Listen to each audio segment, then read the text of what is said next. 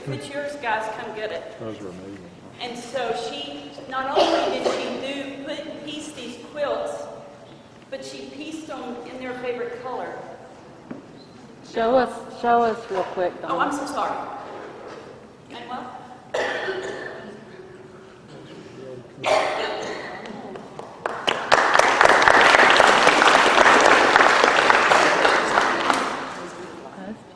Go up there with her.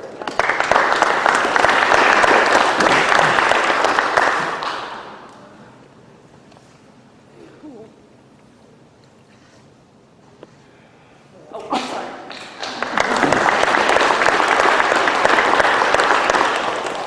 What's cool is Kel did this every week. She was faithful to talk about the attributes of God and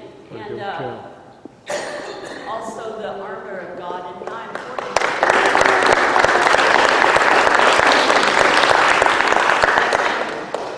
When you say they made the quilt, you mean they made the panels? They designed the panels, and the panels talk about the attributes of God. This one says God is gracious no matter what. And so they talked about the attributes of God and what that meant to them. So they designed it.